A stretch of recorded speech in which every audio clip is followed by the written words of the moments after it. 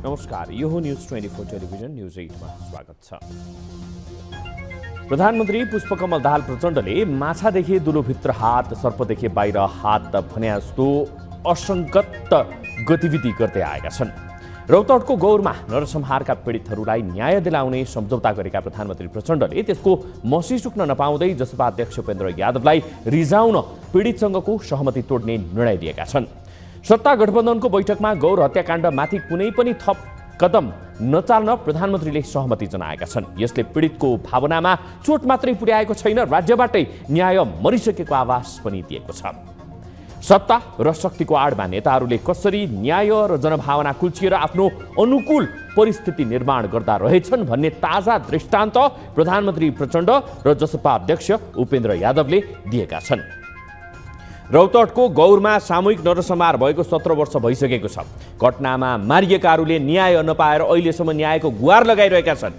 उनीहरूको पीडामा मलम लगाउने भन्दै 5 बुँदे सहमतिको नाटक सरकारले गत साता मात्रै मञ्चन त गर्यो, तर उपेन्द्र यादवले सरकार छाड्ने गोर्की दिएपछि प्रधानमन्त्री प्रचण्ड पीडितलाई लत्याएर जसपालाई खुसी पार्ने र सत्ता जोगाउने जुक्तिमा लागे। सरकारले पीडितहरूसँग साउन 23 गते न्याय दिलाउने र अपराधीहरूलाई कानुनी दायरामा ल्याउने भन्दै 5 बुँदे सहमति गरेको थियो। घटनाका प्रमुख योजनाकार हालका जसपा अध्यक्ष उपेन्द्र यादव सहित 66 जना विरुद्ध त्यति बेलै किटानी जाहेरी परेको थियो। पीडितहरूसँग सरकारले गरेको पछिल्लो 5 बुँदे सम्झौताले गौर हत्याको फाइल खुल्ने डरले जसपा झस्कियो र सरकारमाथि दबाव बढाएर आफ्नो अनुकूलको निर्णय गराउन सफल भयो। पीडितहरूले क्षतिपूर्ति पाइसकेको दावी गर्दै अब यो विषय थप अगाडि बढाउनु उचित नहुने निर्णय गराउन जसपा सफल भएको छ। प्रधानमन्त्री प्रचण्ड पीडितलाई धोका दिएर जसपालाई रिजाउन उत्रिए। सत्तारूढ गठबन्धनको पछिल्लो सहमति र निर्णयले देशमा कानुनी शासनको खिल्ली उडाएको छ। आफ्नो सत्ता जोगाउन दल र नेताहरूले जे पनि गर्छन् भन्ने थप पुष्टि भएको छ। अब न्यूज 8 का हेडलाइन्स। बालुवाटारमा शीर्ष नेताहरू नै न्याय निरूपणको अभ्यासमा।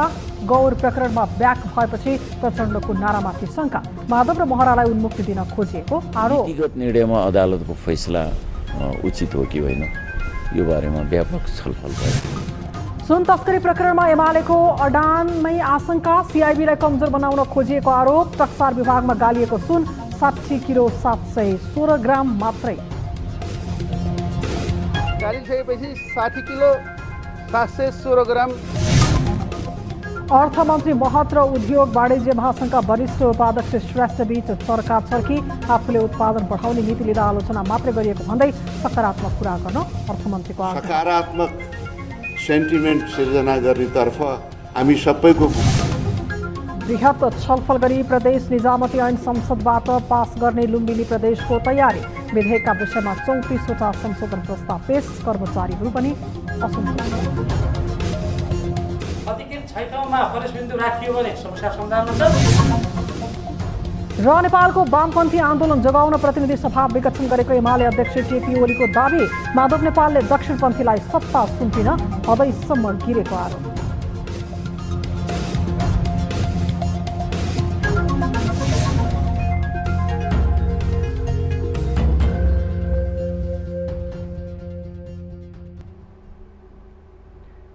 हामी निरन्तर न्यूजमा छौं।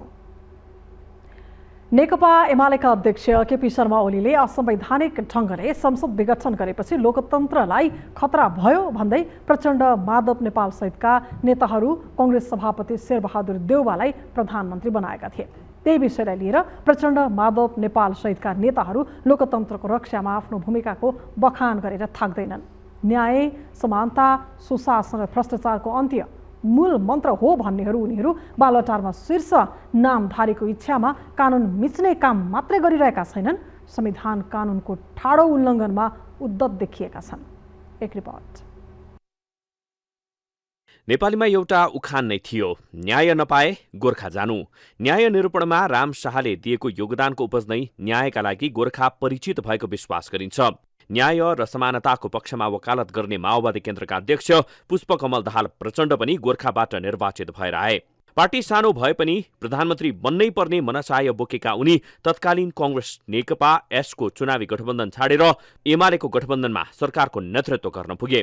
एमालेसँग संसद विघटन लगायतका विषयमा नबोल्ने सहमति जुटेको दावी गर्ने प्रचण्डले केपी ओलीबाट संविधान र कानूनमाथि मात्रै नभएर लोकतन्त्रमै खतरा थियो। म अलि सोझो छुके मान्छे, तपाईहरुले गहिरो गरी हेर्नुभयो प्रचण्डलाई भने होला त नि भनेर गएको म त, तर विश्वासको मत दिन जसरी उहाँले बडो सगौरव मैले संसद विघटन गर्नु सही हो, क्यानाडामा इङ्ल्यान्डमा कहाँ यहाँ पनि शेरबहादुरले नि विघटन गरेको भनेर सबै कुरा भनेपछि त्यही दिन म अब यो भङ्ग हुनेतिर गयो भन्नेमा म भित्र पुगिसकेका थिएँ।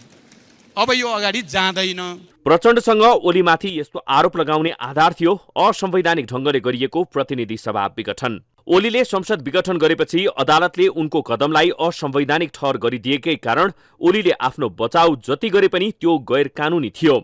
यही विषयलाई टेकेर प्रधानमन्त्री पदमा आसीन प्रचण्डले विभिन्न प्रकरणको फाइल खोलेपछि सत्ता सङ्कट पनि सामना गरिरहेका छन्।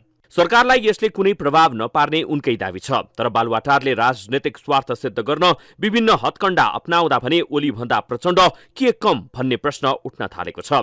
शक्ति क्षयीकरणपछि प्रचण्ड समाजवादी मोर्चामा छन्, तर भ्रष्टाचार र अन्यायका फाइल खोल्ने दावा गर्दै गर्दा उनी आफै प्रतिबद्धताबाट चुक्दै गएका छन्। यसको पहिलो उदाहरण हो माधव नेपाल प्रकरण।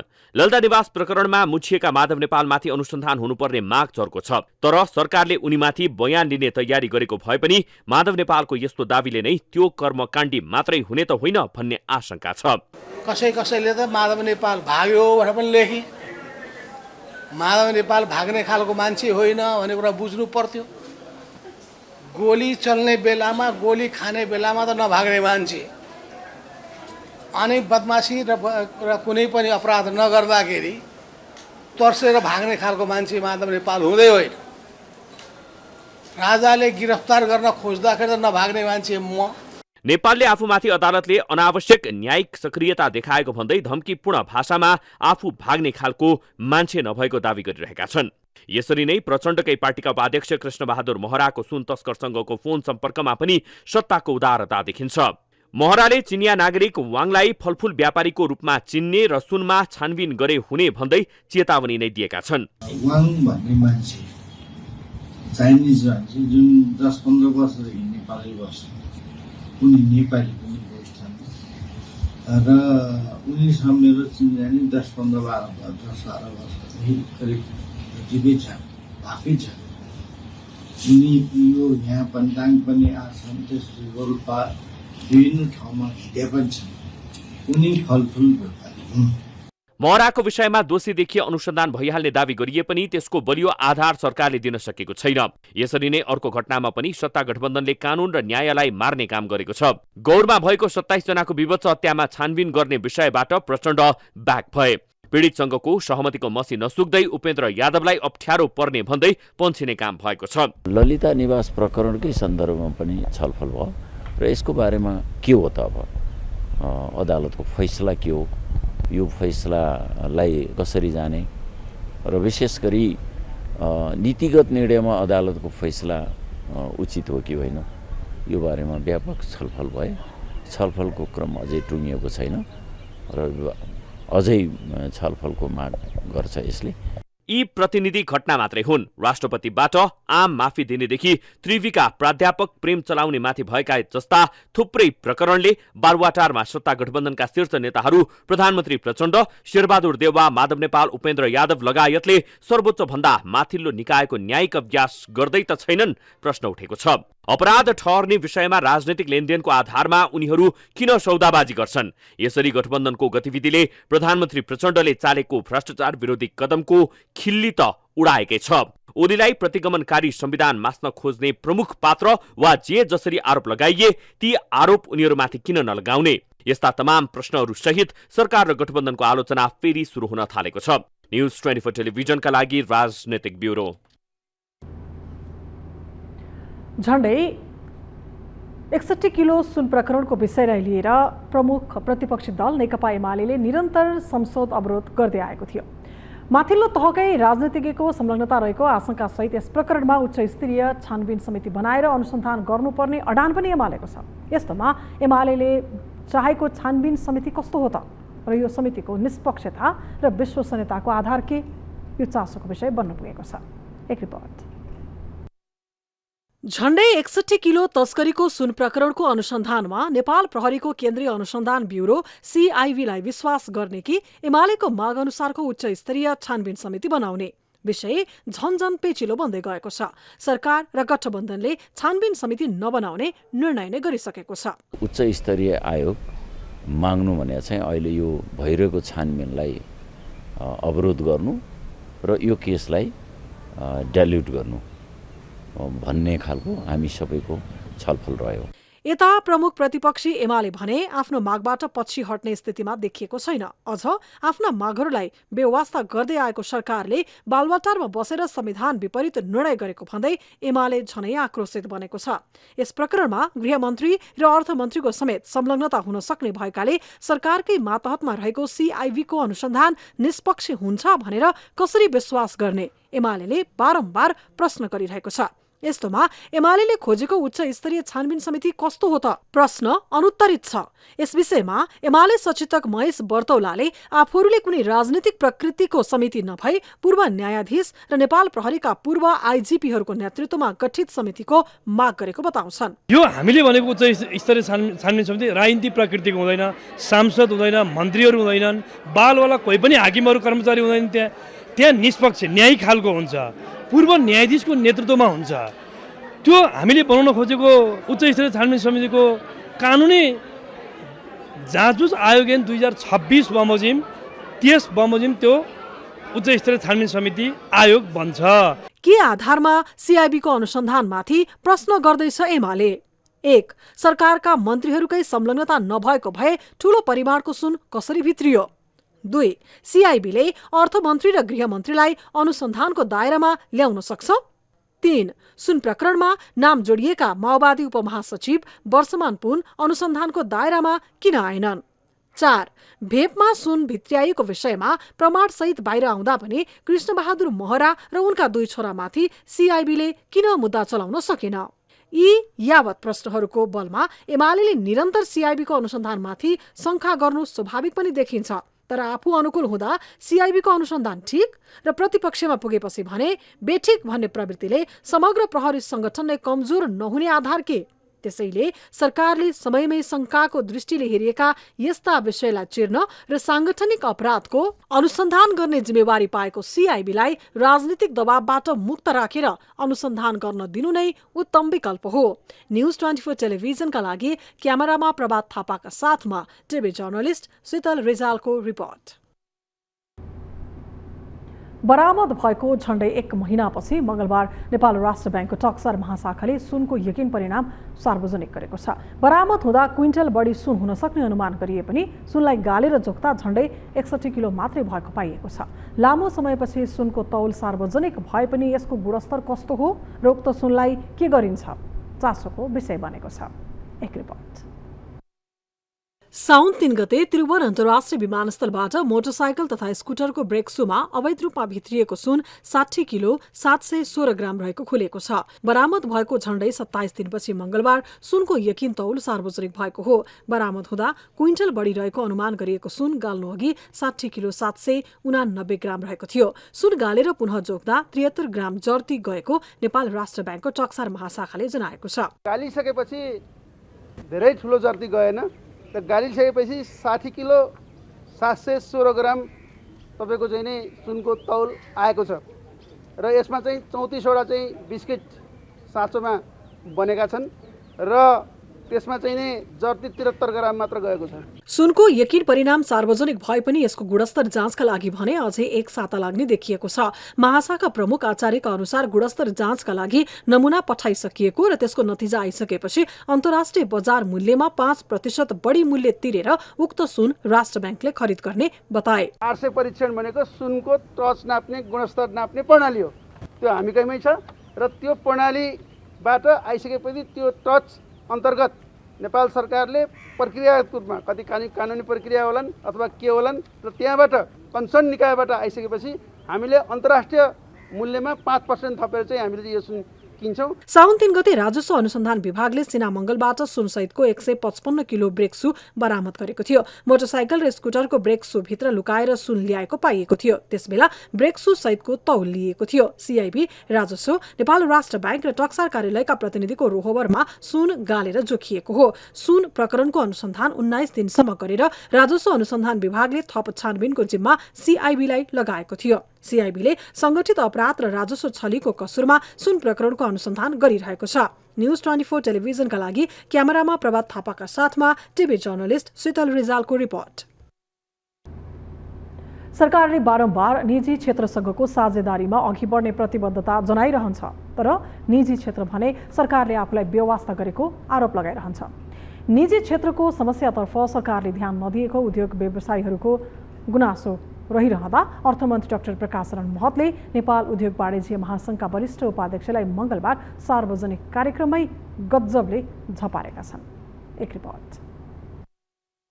सरकार र निजी क्षेत्र बीचको मनमुटाव नौलो कुरा होइन, तर सरकारले निजी क्षेत्रसँगको साझेदारीमै सरकार अघि बढ्ने प्रतिबद्धता जनाउनु भने पछि पर्दैन। सरकार र निजी क्षेत्रका प्रतिनिधिबीच सार्वजनिक रूपमै आरोप प्रत्यारोप सवाल जवाब भइरहन्छन्। मंगलबार काठमाडौँमा आयोजित सरकारी कार्यक्रममा यस्तो दृश्य देखिएको छ। कार्यक्रममा अर्थमन्त्री डाक्टर प्रकाश शरण महत र उद्योग वाणिज्य महासङ्घका प्रतिनिधिहरूबीच चर्का-चर्की नै परेको छ।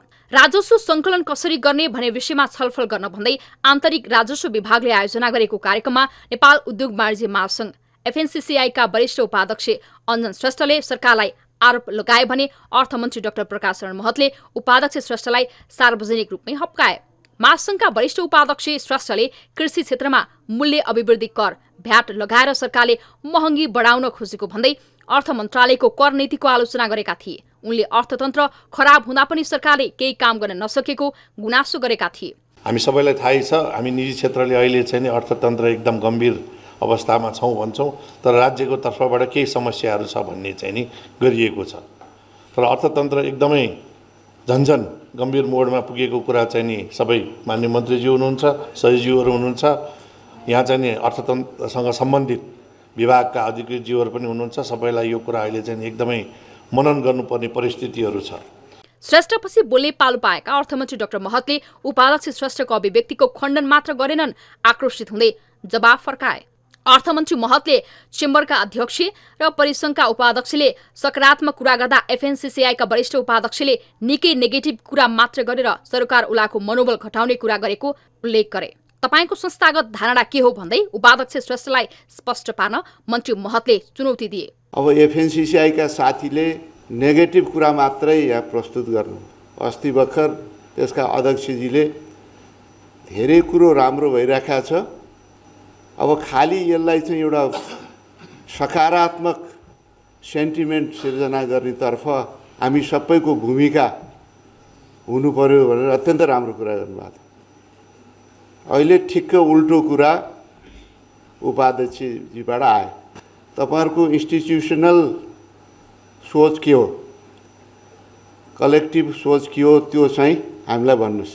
निकै आक्रोशित मुद्रामा प्रस्तुत भएका अर्थमन्त्री डाक्टर महतले श्रेष्ठप्रति व्यापार मात्र गर्ने गरेको टिप्पणी गरे। आफूले उत्पादन बढाउने नीति लिँदा सरकारको आलोचना गर्ने भन्दै मन्त्री महतले सकारात्मक कुरा गर्न आग्रह गरे। सरकारले निजी क्षेत्रसँगको साझेदारीमै काम गर्ने बताइरहँदा उद्योग व्यवसायका प्रतिनिधिहरूलाई नै ठाउँको ठाउँ झपार्ने अर्थमन्त्रीको शैलीले भने उद्योगी व्यवसायहरूलाई निराश बनाएको छ। न्यूज 24 टेलिभिजनका लागि टिभी जर्नलिस्ट सुस्मिता बानिया, काठमाडौँ। हामी निरन्तर न्यूजमा छौँ। लुम्बिनी प्रदेशमा प्रदेश निजामती ऐनलाई व्यापक छलफल गरी संसदबाट पास गर्ने तयारी गरिएको छ। संविधानले नै प्रदेश सरकारलाई कर्मचारी भर्ना र वृत्ति विकासको जिम्मा दिएको छ। यही अधिकार उपयोग गर्दै लुम्बिनी प्रदेश सरकारले निजामती ऐनको विधेयक तयार गरेको हो। विधेयकका विषयमा सरकारवालाहरूसँग छलफल गरी सदनबाट पास गर्ने रणनीतिमा प्रदेश सरकार रहेको छ। एक रिपोर्ट। एक कार्यकाल पूरा गरिसक्दा लुम्बिनी प्रदेश सरकारले निजामती ऐन बनाउन सकेन। आवश्यक कर्मचारी अभावमा प्रदेश सरकारले ल्याएका कार्यक्रम तथा योजनाहरू समेत पूर्ण रूपमा सञ्चालन गर्न समस्या भएको थियो। प्रदेश सरकार स्थापना भएको 6 वर्षपछि गत असार 22 गते लुम्बिनी प्रदेश सरकारले आफू मातहतका कर्मचारीको वृत्ति विकासका लागि निजामती ऐन बनाउन विधेयक प्रस्तुत गरेको छ।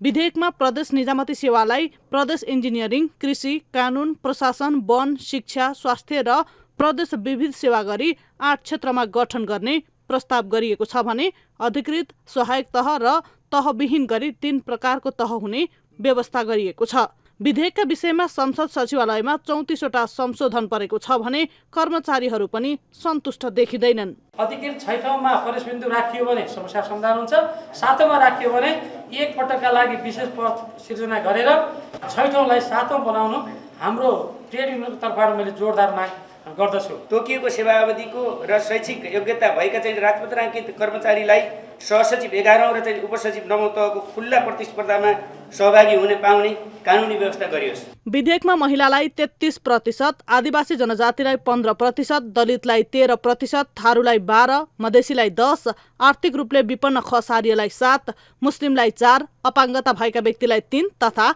पिछडिएको क्षेत्रलाई 3% कोटा प्रस्ताव गरिएको छ। प्रदेश निजामती सेवालाई समावेशी बनाउन खुल्ला प्रतियोगिताद्वारा पदपूर्ति हुने पद मध्ये 45% पद छुट्याएको छ।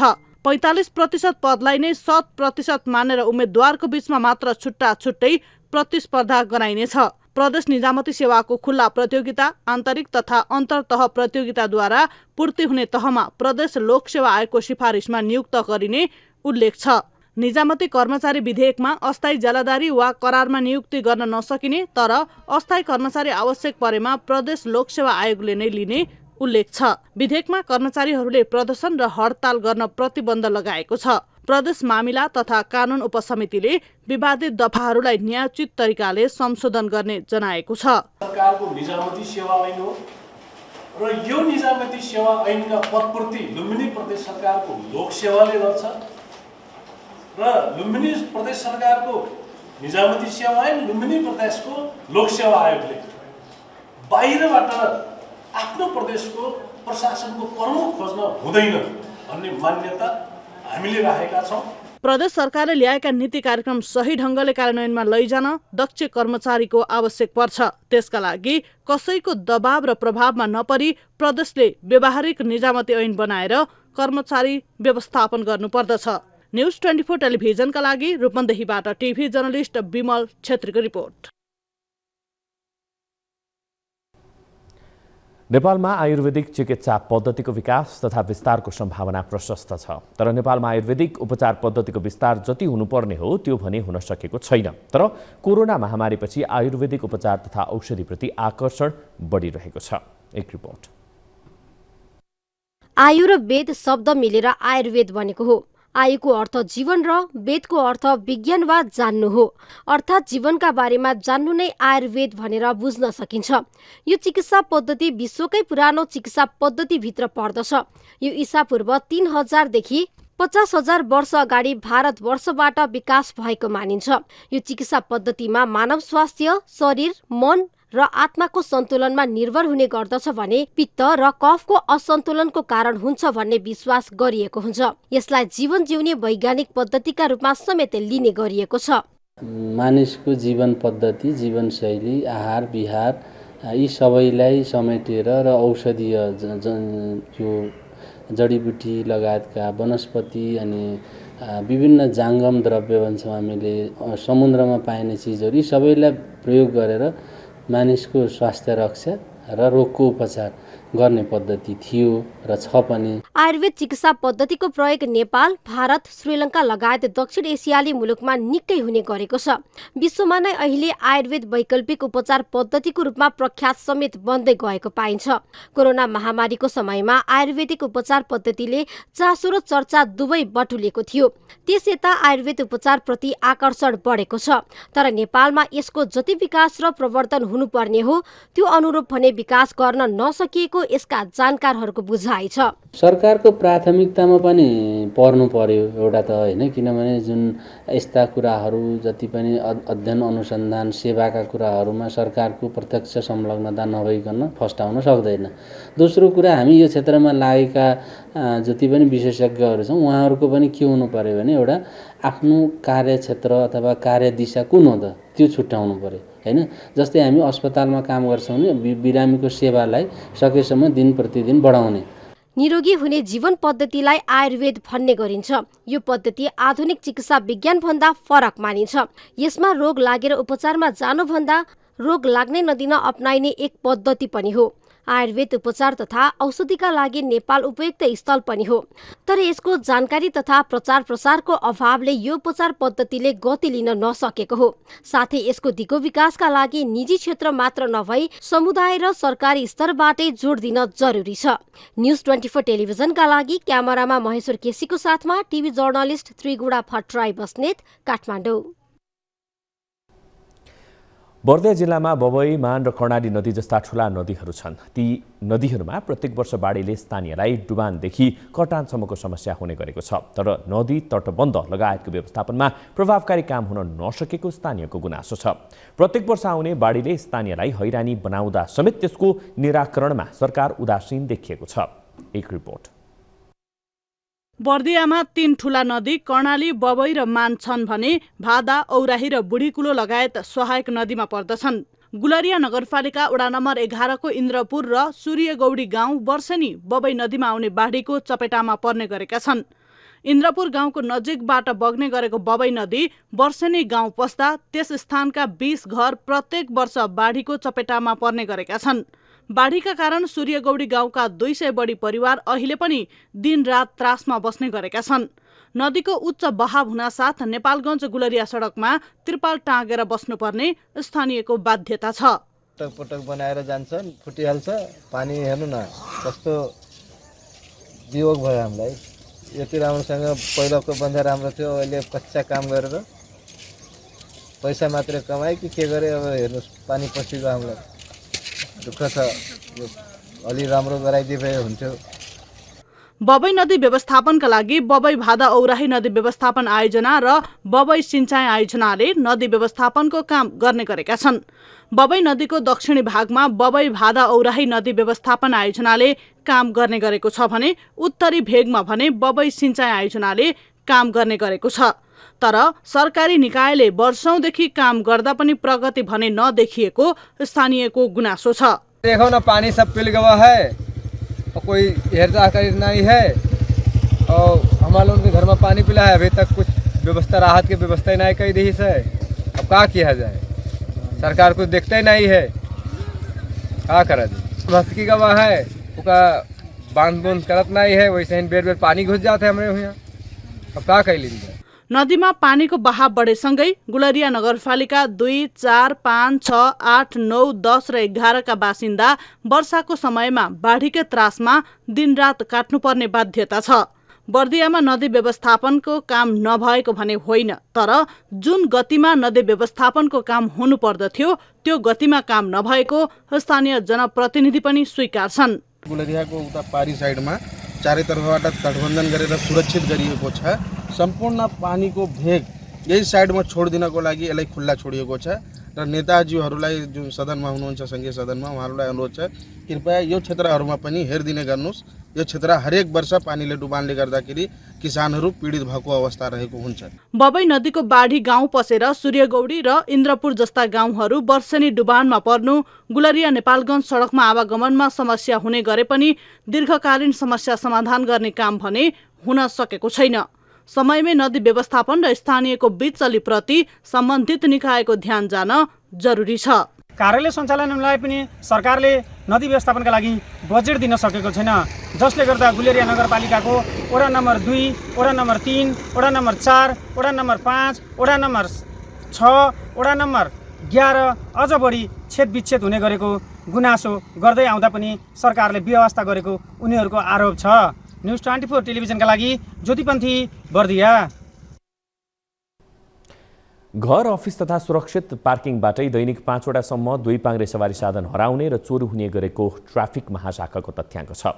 विश्वमा सवारी र सडक सुरक्षामा अत्याधुनिक प्रविधिको विकास भएका बेला नेपालमा चोरी हुने सवारी साधनको संख्या वर्षेनी बढ्दो छ भने चोरी भएका सवारी साधन धनीले फिर्ता पाउने संख्या निकै कम छ। तर चोरी तथा सडक सुरक्षाको पहिचानका लागि लोकोमो सुरु गरिएको छ। एक रिपोर्ट। लोकोमो जीपीएस प्रविधिमा आधारित एप हो जसले अनाधिकृत व्यक्तिले मोटरसाइकल चलाउन खोजेमा, तार काटेमा अथवा चोरी गर्ने प्रयास गरेमा यसमा रहेको सेन्सर सक्रिय भएर सवारी धनीलाई सूचना पुग्छ। चोरी भएको निश्चित भए सवारी धनीले मोबाइलबाटै नेपाल प्रहरीलाई मोटरसाइकलको लाइभ लोकेसन जानकारी गराउन सक्छन्। दैनिक मोटरसाइकलहरू हराउने क्रम बढेपछि यो प्रविधि ल्याइएको हो। दैनिक 3 देखि 5 वटा मोटरसाइकल तथा स्कुटर हराएको निवेदन प्रहरी कार्यालयमा पर्ने गरेको छ। प्रहरीको तथ्याङ्क हेर्ने हो भने हरेक वर्ष सवारी चोरीका घटना बढिरहेका छन्। आर्थिक वर्ष 2077-78 मा 1356, 78-79 मा 1604 र 79-80 मा 1850 सवारी चोरीको निवेदन परेको थियो। तथ्याङ्क हेर्दा चोरीको घटना बढेको देखिन्छ भने फेला पर्ने सवारीको तथ्याङ्क अत्यन्तै न्यून रहेको छ। लोकोमोको सुरुवातसँगै सवारी चोरी कम हुने र सवारी भेटिने संख्या वृद्धि हुने प्रहरीको अपेक्षा रहेको छ। काठमाडौँ उपत्यकामा मोटरसाइकलहरू धेरै चोरी हुने र चोरी भएका मध्ये ट्राफिक प्रहरीलाई खोजी गर्न पनि एकदमै अप्ठ्यारो छ। लगभग 50% पनि खोजी गर्दाखेरि फेला पर्दैनन्। हामीले खोजी गरेर जिम्मा चाहिँ धनीलाई ल्याइरहेका हुन्छौँ तर धेरै कम संख्यामा फेला पर्छ र यस्तो अब टेक्नोलोजी आइसकेपछि खोजी कार्यमा केही सहजता चाहिँ हुन्छ भन्ने चाहिँ विश्वास लिएको छ। मोटरसाइकल धनी आफैले चोरी भएको आफ्नो सवारीको लोकेसन प्रहरीलाई नदिँदासम्म प्रहरीले कुनै पनि मोटरसाइकल तथा स्कुटरको लोकेसन हेर्न सक्ने छैनन्। त्यस्तै रात्रिकालीन यात्रा गर्नेहरूका लागि सेफ्टी नेट फिचर रहेको छ। परिवारका सदस्यलाई पठाउन मिल्ने यो फिचरले दिनभरको गति, गन्तव्य, रुट हेर्न सहज बनाउनेछ। नेपालमा लोकोमोको प्रवेशले मोटरसाइकल तथा स्कुटर चोरी निर्मूल, महिला सुरक्षा र सार्वजनिक सडक सुरक्षामा महत्त्वपूर्ण भूमिका पुग्ने विश्वास गर्न सकिन्छ। नयाँ पुराना जुनसुकै मोटरसाइकल, स्कुटर र 4 पाङ्ग्रे सवारीमा जडान गर्न सकिने यो प्रविधिले चोरी न्यूनीकरणको अपेक्षा गरिएको छ। न्युज 24 टेलिभिजनका लागि क्यामेरामा महेश्वर केसीका साथमा टिभी जर्नलिस्ट एलिसा अर्याल, काठमाडौँ। न्युजहरू अझै बाँकी छन्, अब पालो ब्रेकको। हामी निरन्तर न्युजमा छौँ। अब 24 वेदर अपडेट।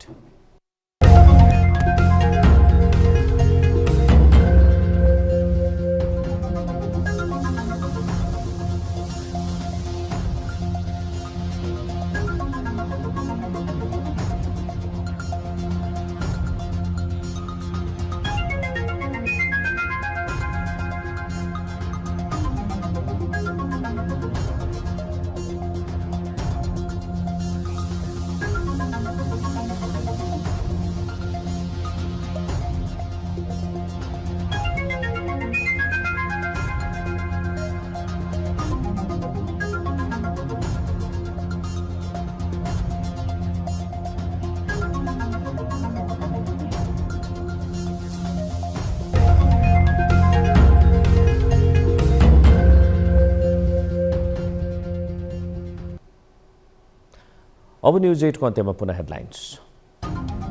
बालुवाटारमा शीर्ष नेताहरू नै न्याय निरूपणको अभ्यासमा, गौर प्रकरणबाट ब्याक भएपछि प्रचण्डको नारामाथि शङ्का, माधव र महरालाई उन्मुक्ति दिन खोजिएको आरोप। नीतिगत निर्णयमा अदालतको फैसला उचित हो कि होइन यो बारेमा व्यापक छलफल भयो। सुन तस्करी प्रकरणमा एमालेको अडानमै आशंका, सिआइबीलाई कमजोर बनाउन खोजिएको आरोप। तस्कर विभागमा गालिएको सुन 60 किलो 716 ग्राम मात्रै। गालिसकेपछि 60 किलो 716 ग्राम। अर्थमन्त्री महत र उद्योग वाणिज्य महासङ्घका वरिष्ठ उपाध्यक्ष श्रेष्ठ बीच चर्काचर्की, आफूले उत्पादन बढाउने नीति लिँदा आलोचना मात्रै गरिएको भन्दै सकारात्मक कुरा गर्न अर्थमन्त्रीको आग्रह। सकारात्मक सेन्टिमेन्ट सिर्जना गर्नेतर्फ हामी सबैको। बृहत छलफल गरी प्रदेश निजामती ऐन संसदबाट पास गर्ने लुम्बिनी प्रदेशको तयारी। विधेयकका विषयमा 34 वटा संशोधन प्रस्ताव पेश, कर्मचारीहरू पनि असन्तुष्ट। अधिकृत छैटौँमा फरेस्ट बिन्दु राखियो भने समस्या समाधान हुन्छ।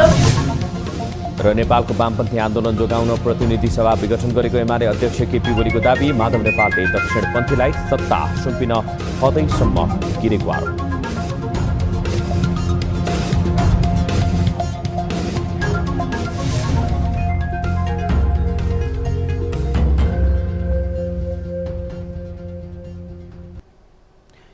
न्युज 8 अहिलेलाई यति नै। जाँदा जाँदै तारी र गालीका लागि हामीले सोधेको प्रश्नको अन्तिम नतिजा, यसपछि प्रसारण हुने कार्यक्रम सिधा कुरा जनतासँगमा हेर्न नभुल्नुहोला। थप न्युजका लागि हाम्रो वेबसाइट www.news24nepal.com हेर्नुहोला। साथै हामीलाई फेसबुक, ट्विटर, युट्युबमा पनि फलो गर्न सक्नुहुनेछ। यस्तै मोबाइल, भाइबर र इमेलबाट 24 हेल्प डेस्कमा समस्या र गुनासो गर्न सक्नुहुनेछ। अहिलेलाई बिदा दिनुहोस्। हामी निरन्तर न्युजमा छौँ। नमस्ते।